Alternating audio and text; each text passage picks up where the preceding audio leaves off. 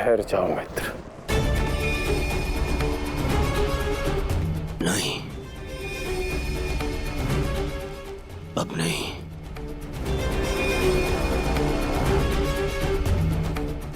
क्रोध में विवेक मत खो बैठो। जो अपना सम्मान खो चुका हो, उसके पास खोने को और क्या शेष है। ले लेने देते उस अभिमन्यु को मेरे प्राण, वीर गति तो मिलती। सारी सेना के सामने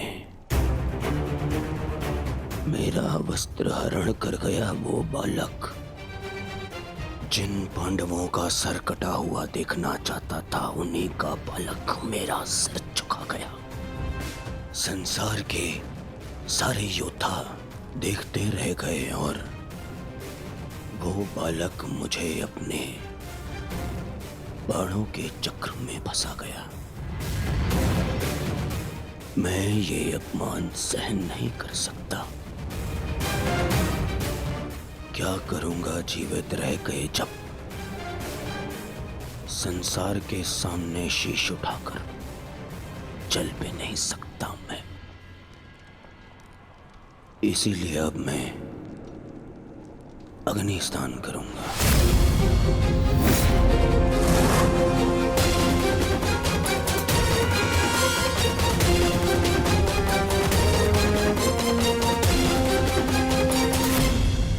जो अग्नि यहाँ जल रही है, उससे कहीं अधिक अग्नि तुम्हारे पिता के हृदय में जल रही है।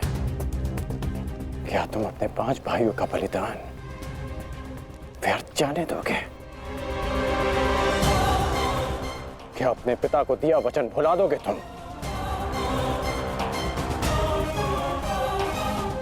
अपने चारों ओर देखो मित्र, क्या ये सब व्यर्थी अपने प्राणों के साथ खेल रहे हैं? जो वीर गति को प्राप्त हुए हैं, क्या उनका बलिदान व्यर्थ जाने दोगे तुम? तुम्हारे अनुज, तुम्हारे मामाश्री, तुम्हारे गुरुदेव, ये सब तुम्हारे सम्मान, तुम्हारे अधिकार के लिए लड़ रहे हैं, और तुम अपने कर्तव्य से मुंह मोड़ना चाहते हो। पूछो अपने सैनिकों से कि आज जो युद्ध में हुआ, कि क्या वो उससे लज्जित हैं, या वो कल युद्ध में उसका प्रतिशोध लेंगे? बोलो सैनिकों! प्रतिशोध लेंगे, प्रतिशोध लेंगे, प्रतिशोध लेंगे।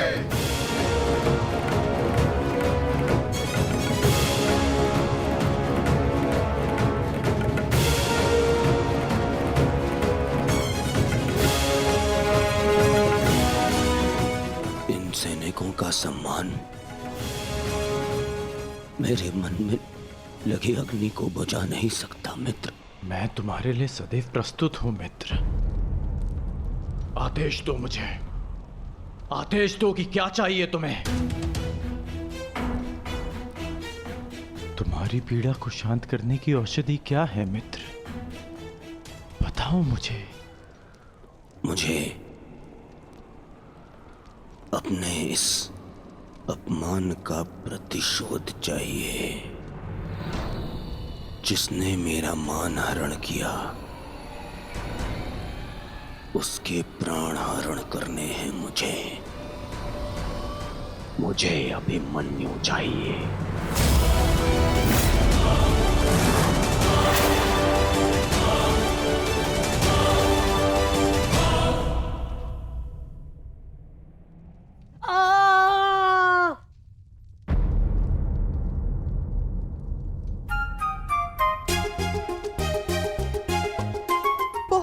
पीड़ा हो रही है ना इन्हें? पीड़ा? अभी तक मैंने इसके घाव को छुआ भी नहीं है। अभिमन्यु तुम्हें सताने के लिए उपक्रम कर रहा है उत्तरा। बहुत बुरे हैं आप। और तुम बहुत डरपोक। एक योद्धा की पत्नी के मन में इतना भय शोभा नहीं देता उत्तरा। ये घाव हमारे लिए आभूषण होते हैं।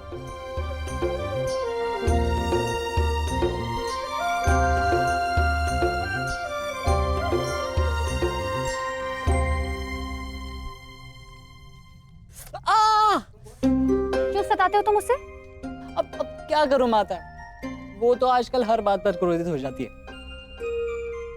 और अब आप भी मुझे डांट रही हो। तुम्हें अधिक चोट तो नहीं आई ना पुत्र? नहीं पिताश्री, बल्कि बहुत कुछ सीखने को मिला। सच में अंगराज कर्ण एक महान योद्धा है। उन्हें आपके अतिरिक्त और कोई टक्कर नहीं दे सकता। हाँ पुत्र, परंतु हम दोनों के लक्ष्य और सोच भिन्न है। मुझे तुम पर गर्व है।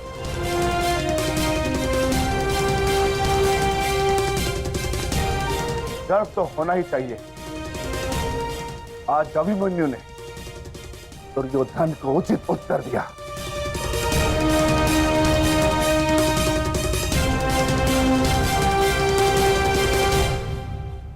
सत्य अभिमन्यु,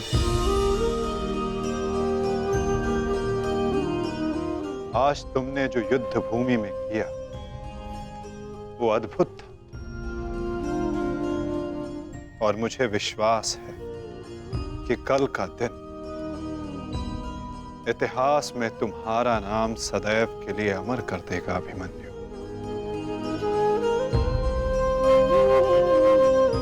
इतिहास से पूर्व मेरे पुत्र ने अपनी छवि मेरे मन में अमर कर दी है। 14 वर्षों के पश्चात आज पहली बार मन को एक शीतलता पहुंची कि मेरे पुत्र ने मेरे साथ हुए अपमान और अत्याचार का भान उस दुर्योधन को करवाया। मेरी आत्मा को जैसे एक वस्त्र का संबल मिल गया। इसके लिए मैं सदैव के लिए अभिमन्यु की ऋणी रहूं। जीवन तो पल पल में है सखी। जिस पल को जी लो वही जीवन होता है। आज तुम प्रसन्न हो, जी लो सखी। आज का दिन जी लो। कल का दिन तो अभिमन्यु के जीवन का अंतिम दिन होना चाहिए। और स्मरण रहे, सरल मृत्यु नहीं देनी है उसे। मृत्यु आने की पीड़ा का आभास कराना है। और जब तक वो भूमि पर रेंगता हुआ दया की भीख ना मांगे, मृत्यु नहीं आनी चाहिए उसे।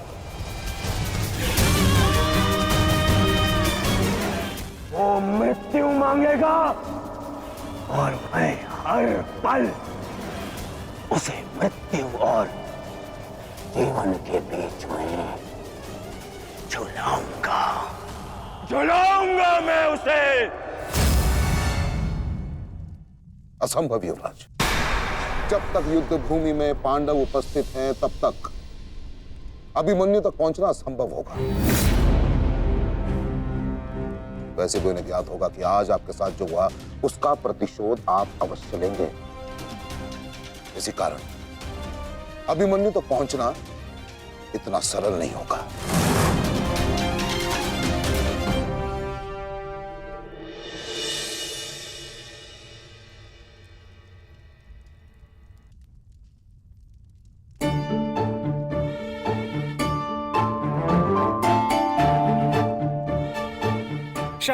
क्षमा कर दो, भूल हो गई बस। अच्छा, क्षमा भी कर दो।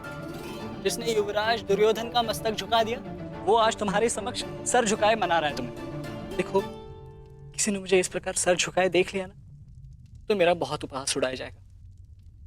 पहले वचन दीजिए कि भविष्य में आप इस तरह मेरा उपहास नहीं बनाएंगे। आपको अनुमान भी है मैं कितनी भयभीत हो गई थी। अब इसमें भयभीत क्या होना उत्तरा? आप नहीं समझेंगे, मुझे आपसे बात ही नहीं करनी। तो ठीक है, मत बात करना, परंतु कल यदि लौटा नहीं ना तो पछताना नहीं कि... दोबारा ऐसे मत बोलना आर्य। भाई खो चुकी हूँ, पति नहीं खो सकती। क्षत्रिय हूँ, अपने अधिकार लेना जानती हूँ। आपको लौटना होगा, क्योंकि इस बार केवल मैं नहीं, आपकी होने वाली संतान भी आपकी प्रतीक्षा करेगी।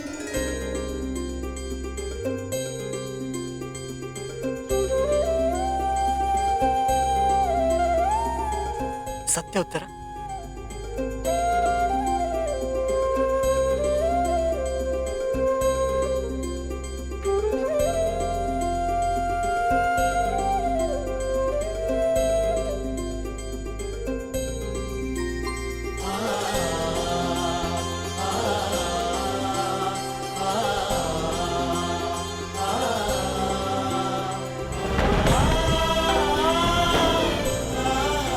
मैं तुम्हें वचन देता हूं उत्तरा, तुम और हमारी संतान सदा मुझ पर गर्वित रहेंगे।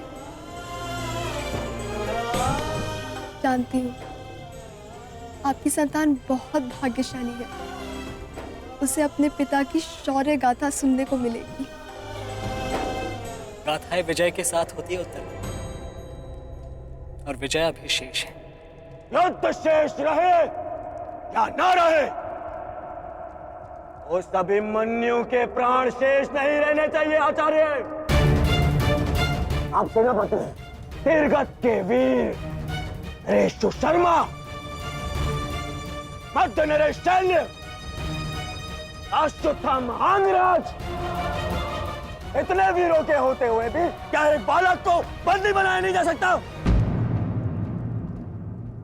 तुम्हारे प्रतिशोध के लिए केवल कुशल योद्धाओं की नहीं, बल्कि एक उत्तम योजना की आवश्यकता है मेरे होने वाले सम्राट। हमारी सफलता एक उत्तम योजना में छिपी है।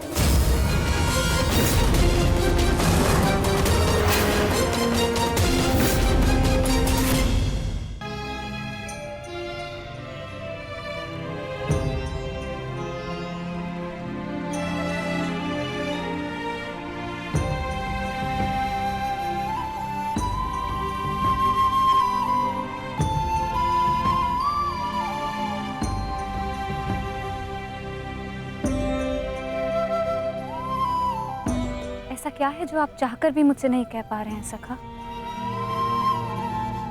ये रात का अंधकार भी आपके मुख पर आए हुए भाव मुझसे नहीं छुपा सकता। रात्रि के बाद दिन आता है सखी, उसी प्रकार जीवन के पश्चात मृत्यु आती है, सुख के बाद दुख आता है, और यही सृष्टि का नियम है। हमें अपने जीवन में सबके लिए तत्पर रहना चाहिए सखी।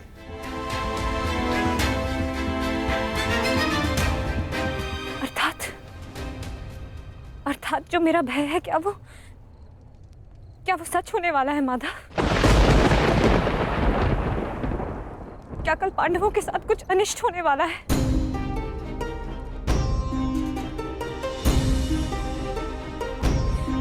आप तो सब जानते हैं ना सखा। बताइए मुझे, बताइए मुझे।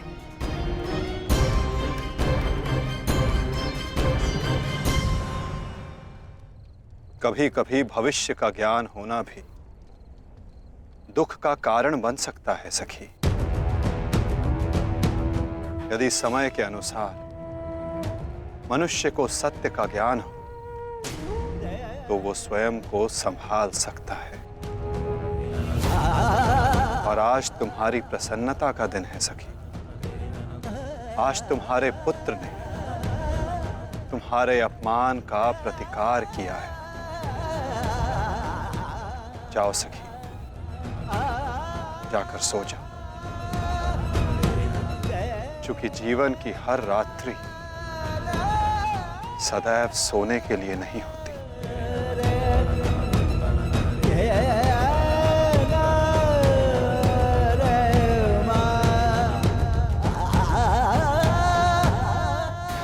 तब तक सो नहीं पाऊंगा जब तक मेरा प्रतिशोध पूर्ण ना हो जाए आचार्य। प्रतिशोध की आग में कोई और भी जल रहा है। युवराज दुर्योधन,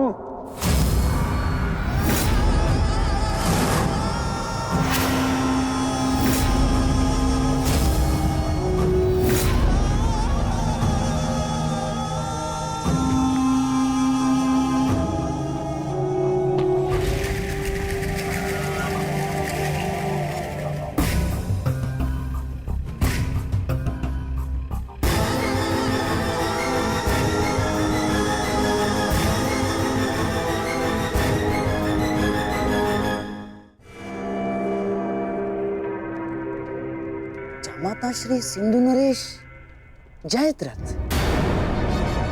भूल को क्षमा किया जा सकता है, अपराध को नहीं। इस सम्मान के पश्चात मजीद बचा तो ऐसा भयंकर प्रतिशोध होगा कि तुम पांचों की आत्मा कांप उठेगी। प्रतिशोध दूंगा। कल तुम्हारे साथ साथ मेरा प्रतिशोध भी पूर्ण होगा और मैं सम्मान सहित तुम्हारी बहन दुशला को अपना मुख दिखा सकूंगा।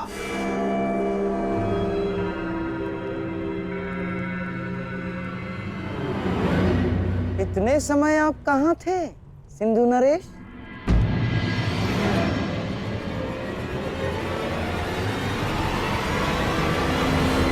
अपने अपमान के प्रतिशोध का प्रबंध कर रहा था।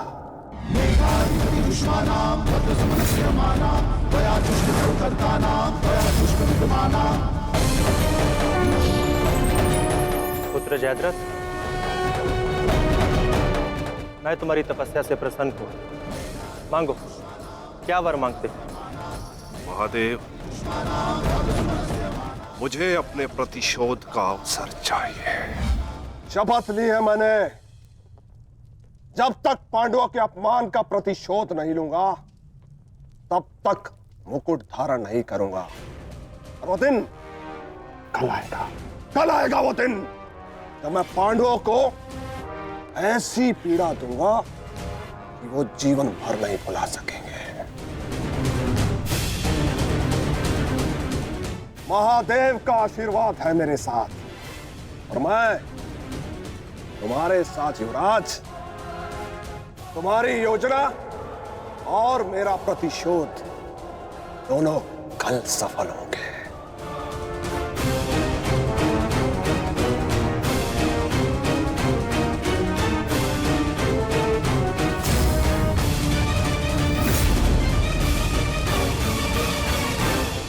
हर हर महादेव, हर हर महादेव।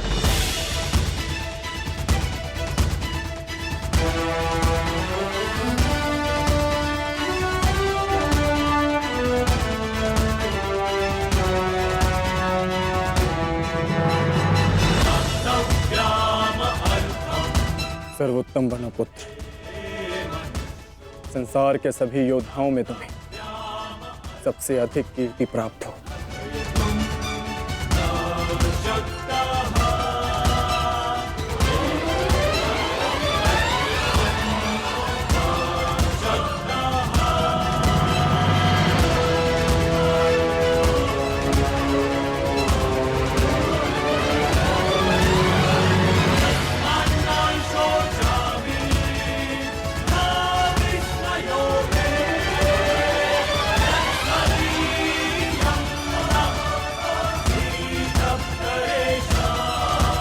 आशीर्वाद दीजिए मामाश्री कि मैं विजय श्री प्राप्त कर लूं।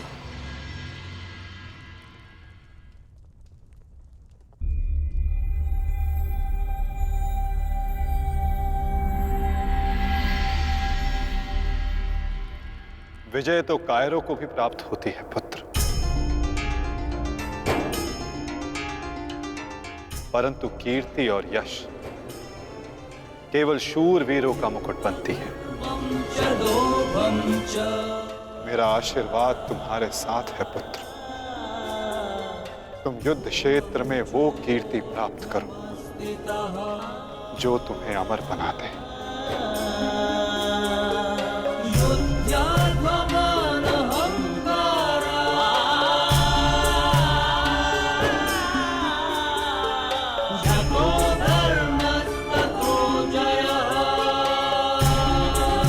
मामाश्री कि मैं विजय श्री प्राप्त कर लौटूं। मेरा आशीर्वाद तुम्हारे साथ है पुत्र। तुम युद्ध क्षेत्र में वो कीर्ति प्राप्त करो जो तुम्हें अमर बना दे।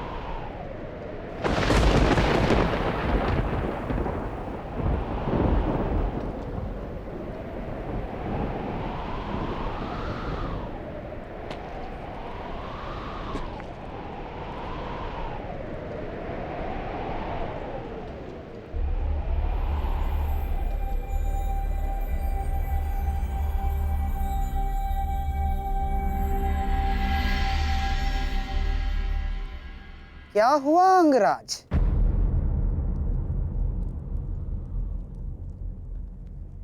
सूर्यदेव से आप ये प्रार्थना तो नहीं कर रहे हैं कि वो उदित ही ना हो? अर्जुन को दिया वचन आपको पूर्ण करना होगा अंगराज। सूर्यास्त का बहाना बनाकर कहीं आज भी शत्रु को जीवित छोड़ देने का मन तो नहीं बना लिया आपने?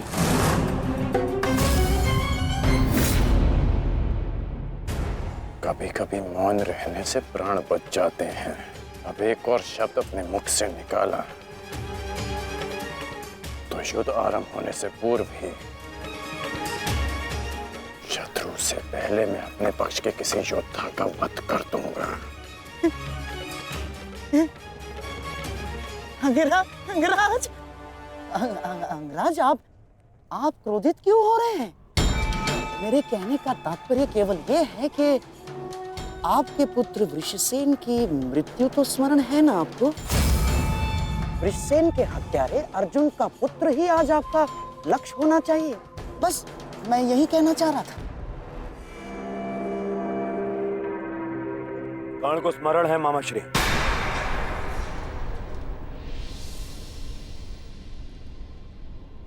और मुझे भी।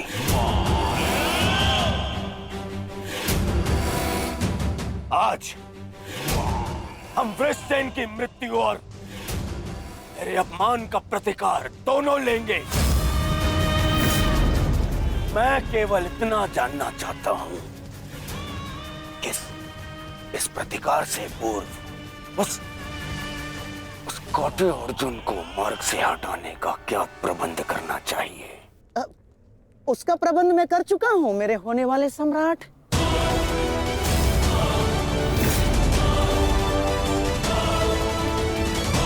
महाराज, त्रिगत नरेश सुशर्मा अवसर का लाभ उठाने के लिए एक विशाल सेना के साथ विराट पर आक्रमण करने जा रहे हैं। विराट नगर को सहायता की आवश्यकता है। शीघ्र कुछ कीजिए। मुझे शीघ्र ही विराट प्रस्थान करना होगा।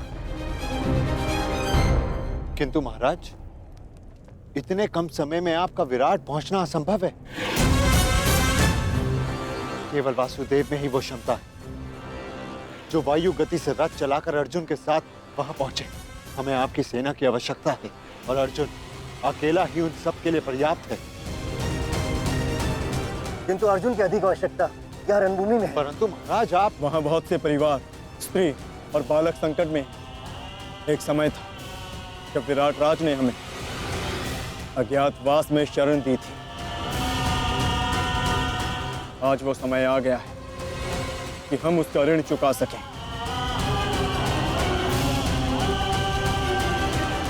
और फिर अभिमन्यु भी तो यहाँ है।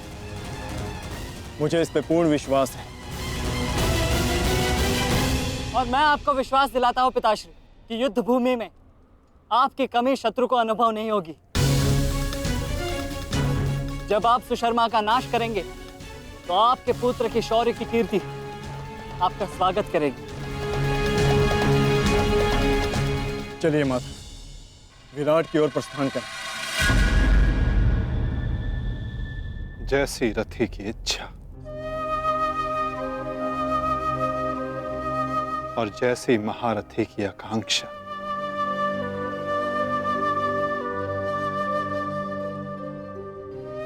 आओ पार्थ।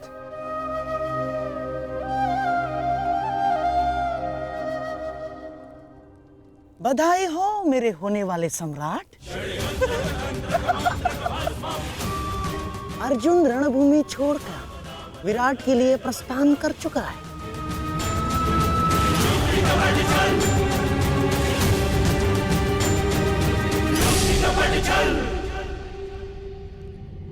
आचार्य द्रोण, समय आ चुका है। हमारी सेना को अपनी योजना अनुसार सज्ज कीजिए। जिस प्रकार चक्की का पत्थर एक ही चक्कर में अन्न के दानों को पीस देता है, उसी प्रकार हमारी यह सेना शत्रु सेना को एक ही चक्कर में पीस देगी युवराज। और अपनी सेना के नाश को रोकने के लिए आएगा वो वो महावीर अभिमन्यु, वहां हम उसके प्राण फाड़ लेंगे, जिसने मुझे अपने बाणों के चक्र में फंसाया था। आज वो फंसकर मरेगा हमारे चक्रव्यूह में। युद्ध का 13वां दिन।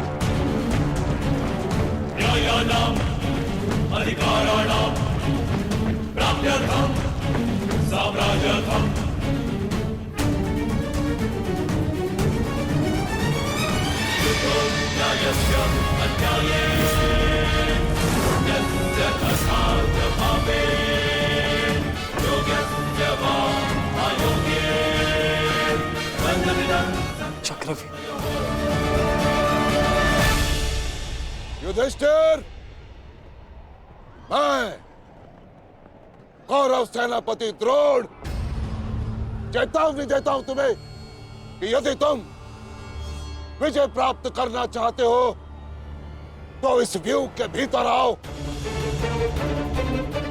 और यदि तुम इस व्यूह को तोड़ने में सक्षम रहे तो हम अपनी पराजय स्वीकार कर लेंगे, और यदि नहीं तो तुम अपनी हार स्वीकार कर लेना। सुना तुमने?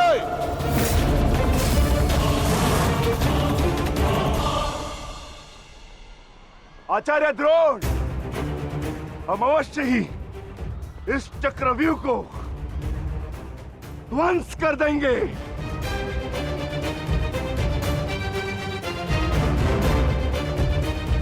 यह संभव है। चक्रव्यूह युद्ध का सबसे कठिन और सबसे विनाशकारी व्यूह है। इसका हल केवल अर्जुन के पास है। यह आचार्य द्रोण की योजना थी, इसीलिए अर्जुन को युद्ध भूमि से दूर किया गया।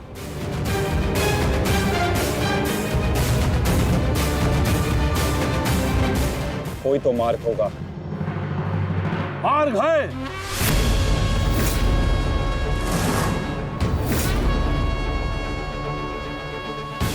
मैंने भी उसी आचार्य भारद्वाज से चक्रव्यूह भेदन सीखा है,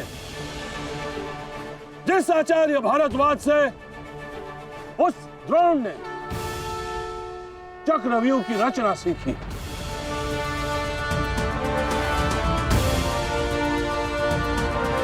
इस चक्रव्यूह का भेदन मैं करूंगा।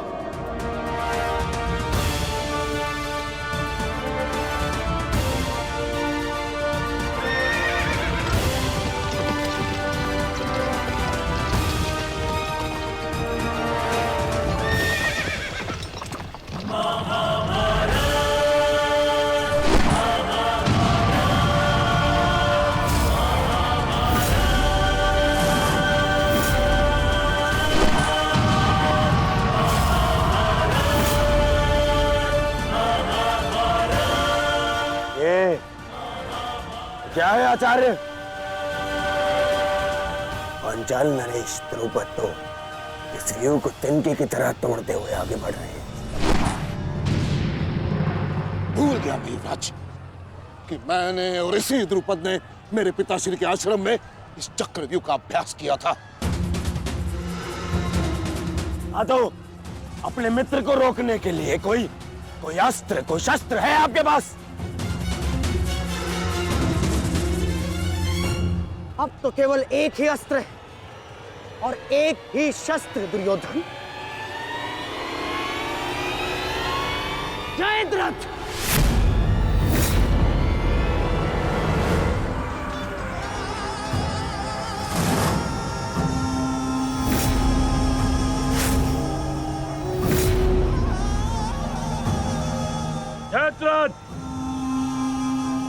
कदाचित द्रौपदी के पतियों द्वारा किया गया अपमान भूल गए हो तुम। इसीलिए द्रौपदी के पिता के समक्ष उपस्थित हुए हो। आज द्रौपदी के पति हो या उसके पुत्र, कोई मुझे नहीं रोक सकता।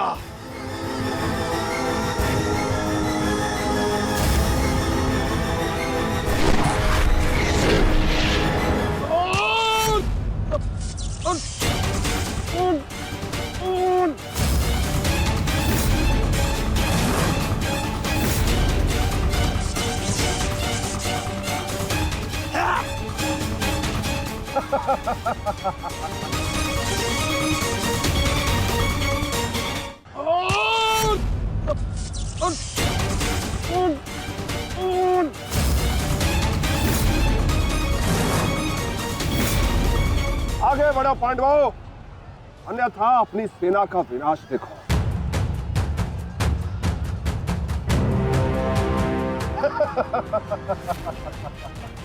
ज्येष्ठ पिताश्री, मुझे आज्ञा दीजिए। मुझे चक्रव्यूह के भीतर प्रवेश करने का मार्ग ज्ञात। मैंने पिताश्री से सुना था कि ये मैं कर सकता हूं। नहीं अभिमन्यु, मैं तुम्हें इसकी अनुमति नहीं दे सकता। धर्मराज ठीक कह रहे हैं। आचार्य ने कुछ सोच समझकर ही इस व्यूह की रचना की है। अब इसे शक्ति का सम्मिलित प्रहार ही तोड़ सकता है। मैं और भीम मिलकर प्रहार करेंगे।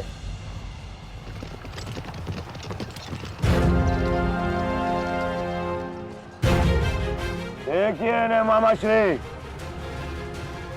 कृष्ण और भीम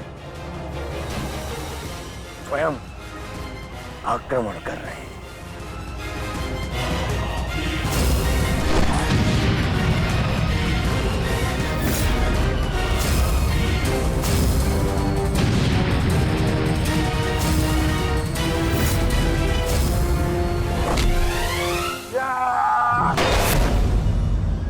आज इनके हर एक प्रहार का उत्तर है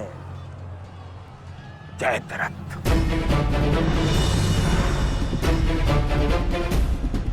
चक्रव्यूह में प्रवेश करने से पूर्व मुझसे नहीं मिलोगे मित्र? स्मरण है ना 5 चोटियां? आज उसी के प्रतिकार का दिन है। प्रभु, मैं चाहता हूं कि युद्ध भूमि में किसी एक दिन सभी पांडवों पर विजय पा सकूं। सब पांडवों पर विजयी होने का आशीष नहीं दे सकता जयद्रथ, क्योंकि अर्जुन को मैंने पशुपतास्त्र दिया। मेरा ही वरदान मेरी ही शक्ति को छीन नहीं कर सकता। इसलिए केवल अर्जुन को छोड़ जिस दिन तुम चाहोगे, शेष संसार के समस्त योद्धाओं के समक्ष तुम अपराजय रहो। आगे बढ़ो भीम, आज मेरी गदा का स्वाद भी चक्कर देखो।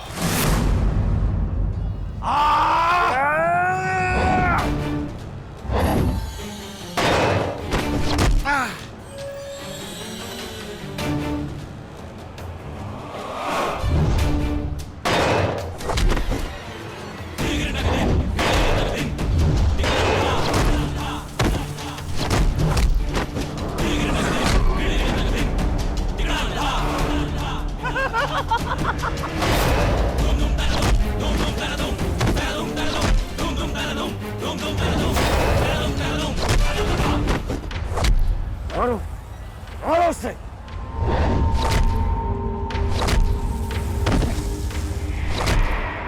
ताजश्री, आप ऐसा कैसे होने दे सकते हैं? ताजश्री, भीम और मामा दृश्यद्युम्न में शक्ति है, परंतु चक्रव्यूह को शक्ति से नहीं, युक्ति से तोड़ा जा सकता है। मुझे आज्ञा दीजिए। नहीं पुत्र, भविष्य के लिए वर्तमान को दांव पर लगाया जा सकता है, परंतु वर्तमान के लिए भविष्य को खोया नहीं जा सकता।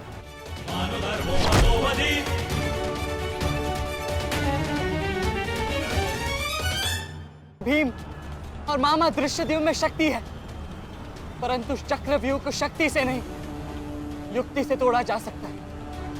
मुझे आज्ञा दीजिए। नहीं पुत्र, भविष्य के लिए वर्तमान को दांव पर लगाया जा सकता है, परंतु वर्तमान के लिए भविष्य को खोया नहीं जा सकता। एक दाव लगाने के दोष के कारण मैं आज इस महायुद्ध में खड़ा हूं। मैं दूसरा दाव नहीं लगा सकता अभिमन्यु। परंतु आज यदि चक्रव्यूह को तोड़ा ना गया तो हम ना केवल हार जाएंगे बल्कि मेरे पिताश्री का सर भी झुक जाएगा। आपने वो दाव लगाकर सर झुकाया था और मैं ये दाव खेलूंगा अपने पिताश्री का सर ऊंचा रखने के लिए। मैंने उन्हें वचन दिया था कि युद्ध भूमि में शत्रु को उनकी कमी अनुभव नहीं होगी और मुझे शत्रुओं को वीर अर्जुन के रक्त का तेज दिखाना। इसीलिए आज्ञा दीजिए ताजरी, और फिर मैं अकेला कहाँ हूं? चक्रव्यूह में मेरे प्रवेश करते ही आप भी मेरे पीछे पीछे अंदर आ जाइए। मैं मार्ग बनाऊंगा और आप चक्रव्यूह को ध्वंस कीजिएगा। सोचिए मत, समय नहीं है ताजरी। आशीर्वाद दीजिए।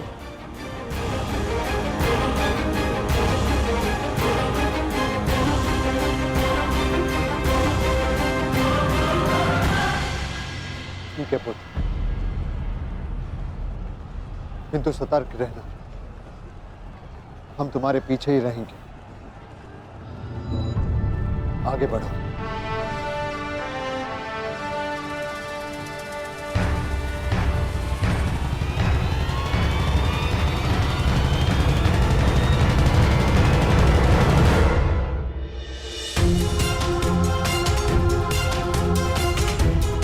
जाओ सर, जाकर सो जाओ, क्योंकि जीवन की हर रात्रि सदैव सोने के लिए नहीं होती।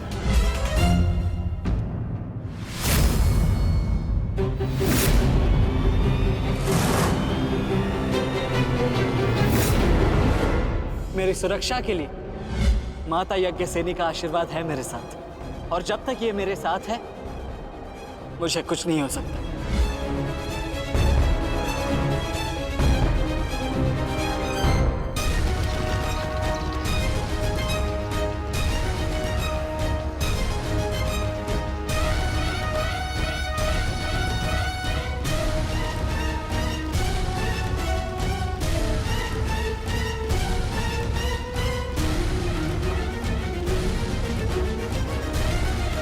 क्या हुआ माता? आप रुक क्यों गए? क्योंकि समय नहीं रुकता पार्थ, परंतु मानव को 2 पल रुकने का अधिकार है।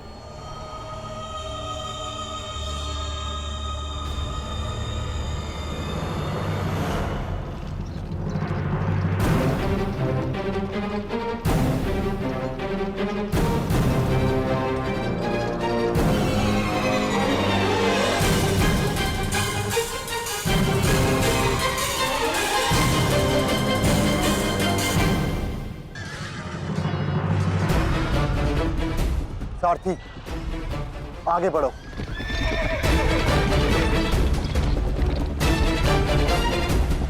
अभिमन्यु के द्वार तोड़ते ही हमें उसमें प्रवेश करना है। अभिमन्यु को दृष्टि में रखना, उसकी रक्षा करना हमारा कर्तव्य है।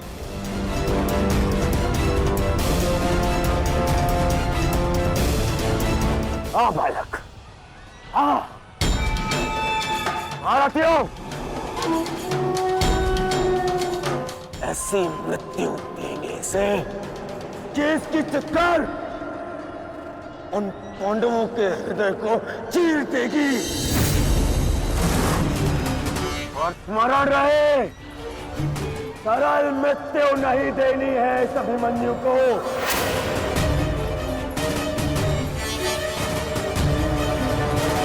नहीं देनी है ऐसे सरल मृत्यु।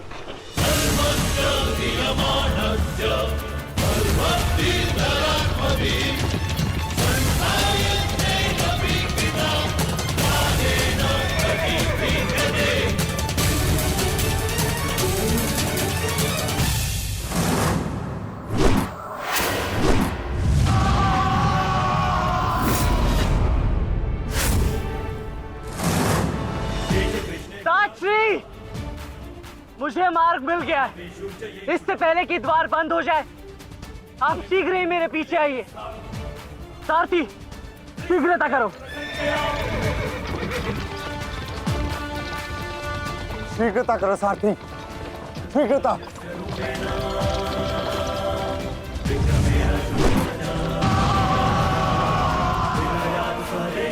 उत्तम अभिमन्यु, उत्तम।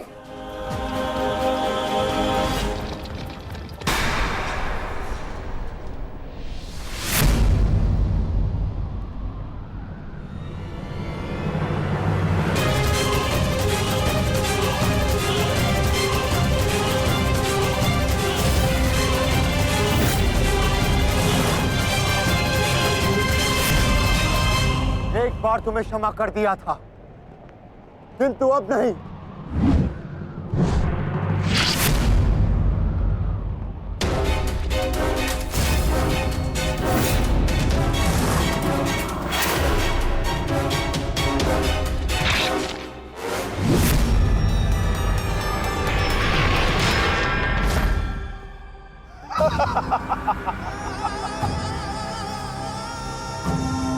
एक बार अपमानित हो चुका हूं, इस बार तुम्हारी बारी है पांडवों। महादेव का वरदान सफल रहा। आज इस युद्ध भूमि में केवल मेरा शासन होगा, मेरा। केवल अर्जुन के अतिरिक्त कोई मुझसे जीत नहीं पाएगा पांडवों। और आज सिर्फ एक ही मृत्यु होगी।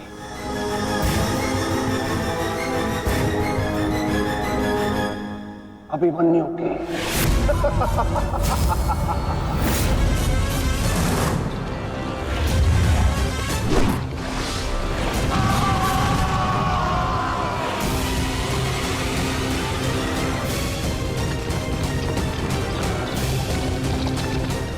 ये चक्रव्यूह तुम्हें पराजित करने के लिए नहीं है मूर्खों। ये तो उस अपमान का प्रतिकार था जो कल अभिमन्यु ने युवराज दुर्योधन के साथ किया था। उसने दुर्योधन का मान हरण किया था और आज वो उसके प्राण हरण करेगा।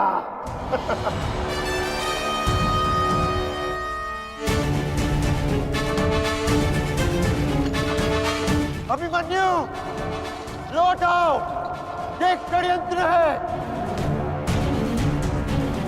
न्यायानाम अधिकाराणाम साम्राज्यर्थम साम्राज्यर्थम न्यायानाम अधिकाराणाम प्राप्त्यर्थम साम्राज्यर्थम। व्यू के भीतर प्रवेश करना जितना चुनौतीपूर्ण है, उतना ही चुनौतीपूर्ण उससे बाहर निकलना भी है। और यदि बाहर निकलने का मार्ग मनुष्य को नहीं पता, तो उस मनुष्य का अंत निश्चित है।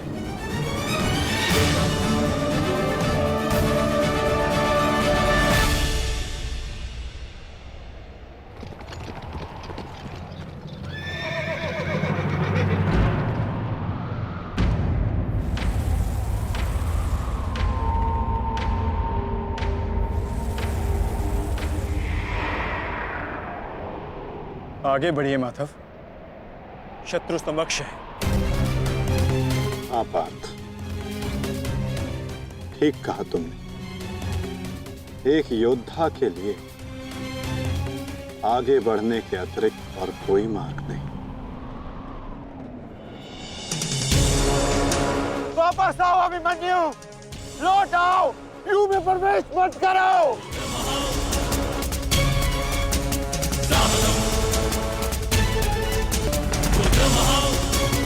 मेरे लिए अब लौटना संभव नहीं था श्री। यदि हमने इस चक्रव्यूह को नहीं तोड़ा तो हम ये युद्ध हार जाएंगे और मेरे रहते ये संभव नहीं। समझने का प्रयत्न करो पुत्र, ये सब तुम्हें घेर कर तुम्हारे प्राण लेना चाहते हैं। लौट आओ अभिमन्यु, लौट आओ। एक योद्धा मृत्यु के भय से पीछे नहीं हटता था श्री। वो आगे बढ़कर मृत्यु का वरण करता है और आज मृत्यु को भी अर्जुन पुत्र के बाणों का तेज सहना होगा।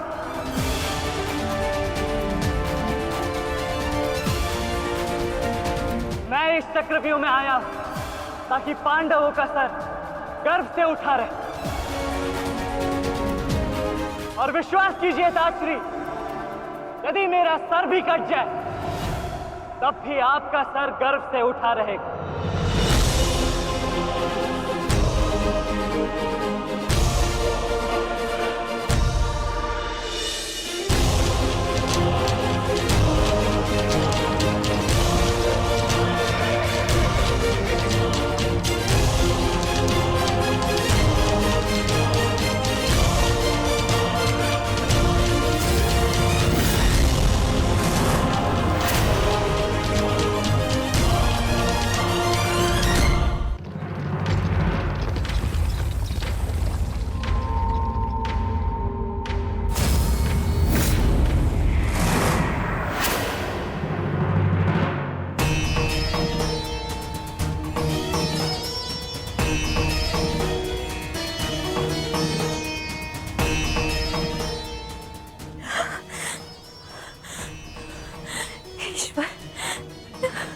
ईश्वर मेरे पुत्र की रक्षा करना। आओ आओ अर्जुन पुत्र आओ, तुम्हारा अपने इस मृत्यु व्यू में स्वागत है।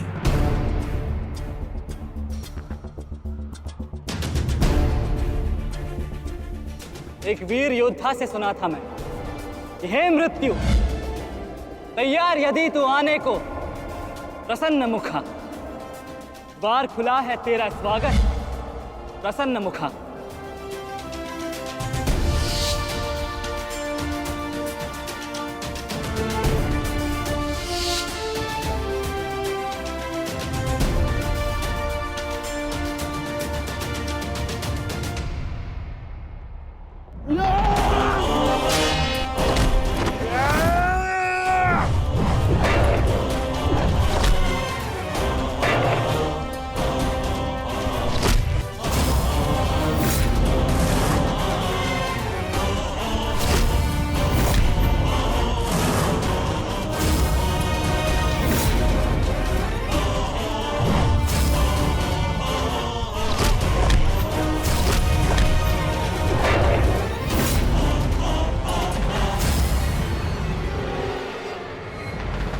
चाहूं तो तुम्हारा और बाकी तीनों पांडवों का इसी क्षण अंत कर सकता हूं मैं, किंतु उसके साथ उस पीड़ा का भी तो अंत हो जाएगा जो अभिमन्यु को पल पल मरते देख तुम्हें होगी। फिर उस पीड़ा का अनुभव कैसे होगा तुम्हें जो जयद्रथ ने इतने वर्षों तक सही है। अभी तो वो दृश्य देखना शेष है जिसे देखकर तुम स्वयं मुझसे अपनी मृत्यु की भीख मांगोगे। तुम्हारे सामने तुम्हारे कलेजे के टुकड़े टुकड़े होंगे और तुम कुछ नहीं कर पाओगे, कुछ नहीं।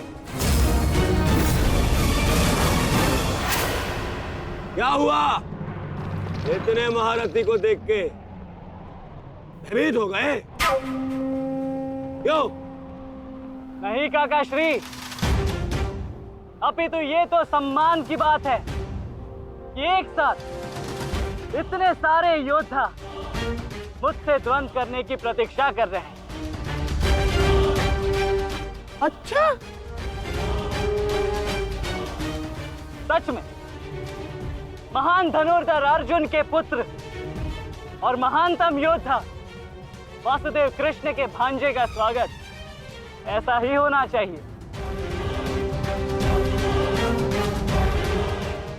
प्रणाम स्वीकार करे आदरणीयों।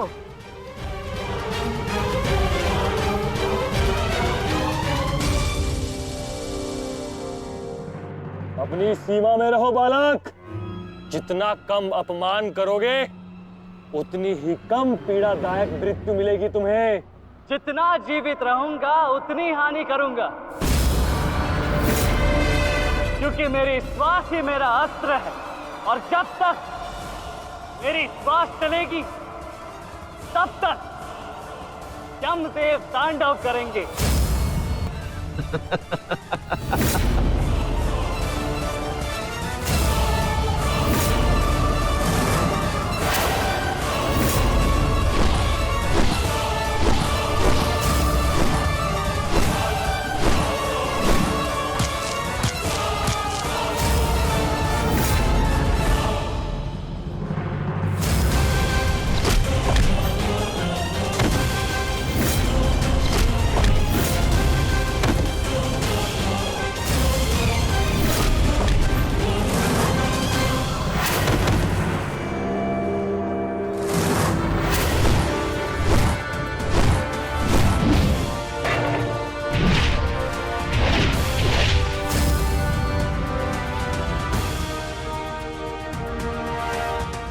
स्मरण हुआ काका श्री?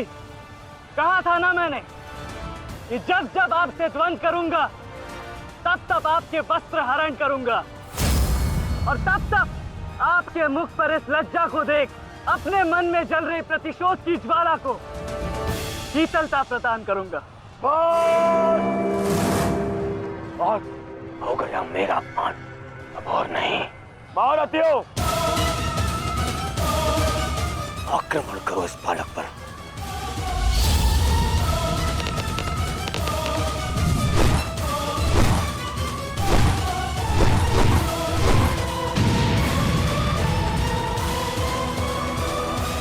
एक क्या रहे, अपने धर्म का पालन कीजिए, मेरा प्रतिशोध लीजिए, आक्रमण कीजिए आचार्य।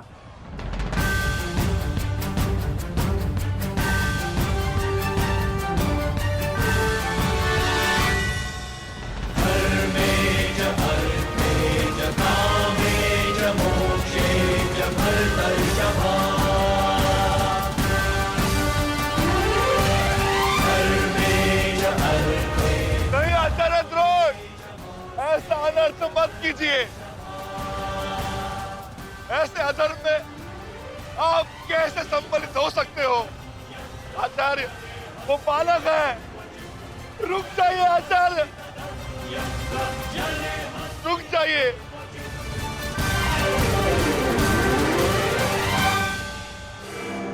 अपना दिया वचन स्मरण है ना पिताश्री? इस बालक की शक्ति इस रथ में है जो इसे सुरक्षित की हुई है। आचार्य, इस बालक को रथविहीन कीजिए।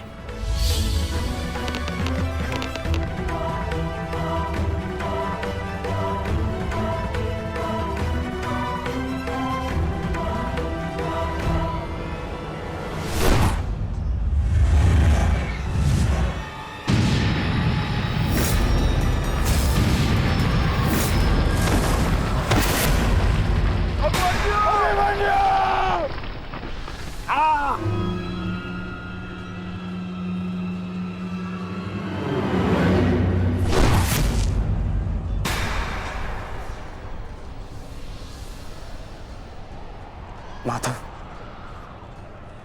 मुझे कई बार चोट लगी, परंतु इस चोट की पीड़ा का भान मेरे मन को विचलित कर रहा है। कहीं ये कोई संकेत तो नहीं?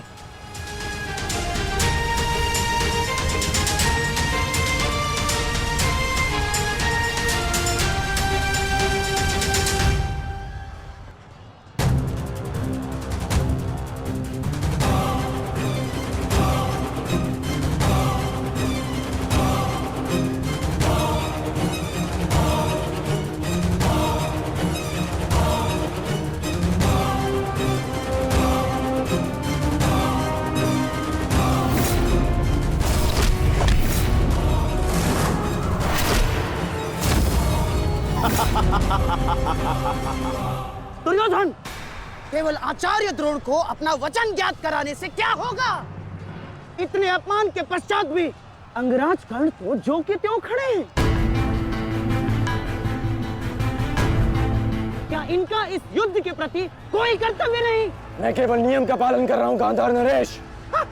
नियम और नीति कहती है कि एक योद्धा के साथ केवल एक ही योद्धा युद्ध कर सकता है, और द्वंद के लिए, अभिमन्यु युद्ध के लिए किसको चुनेगा वो उसका अधिकार है। नहीं मित्र, ये विकल्प लेने का समय नहीं है, अंत करो इसका। नहीं मित्र, हमें ये युद्ध जीतने के लिए अनीति का सहारा लेने की आवश्यकता नहीं है। नीति सिखाते सिखाते प्रपितामह शर्षैया पर चले गए। यदि इन्हें नीति का ज्ञान होता तो आज ये युद्ध संभव ही ना होता। अभिमन्यु, तुम्हें विकल्प चुनना होगा।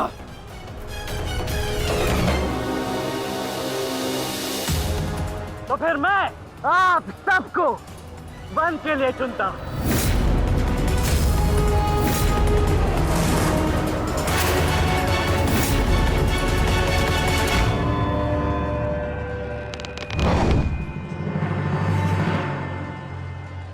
देख लिया इसने अपना विकल्प चुन लिया। अब इस पर दया दिखाने की कोई आवश्यकता नहीं है। अब आक्रमण करने की आवश्यकता है। आक्रमण करो और अपना वचन स्मरण रखो कर्ण। देख रहे हो पांडवों, अभी तो ये रथ विहीन हुआ है, फिर निशस्त्र होगा और फिर प्राणहीन।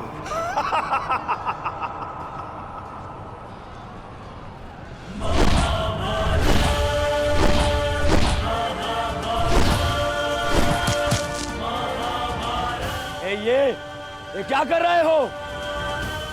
धनुष विहीन करो इसे।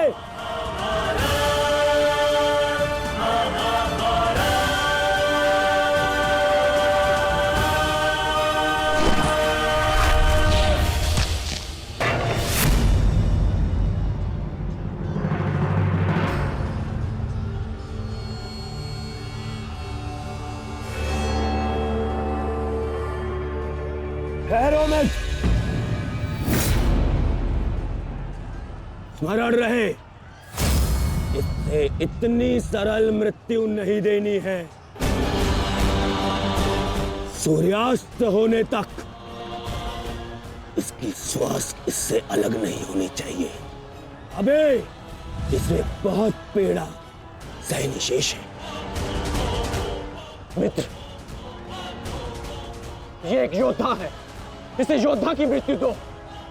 अरे योद्धा नहीं है ये, उन भगोड़े पांडवों का मेला रक्त है। इसे बहना होगा।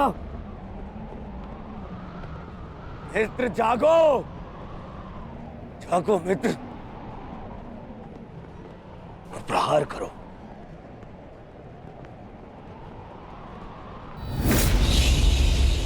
नहीं, नहीं अंगराज, ऐसा मत करो, यह धर्म है। अधर्म? अंगराज!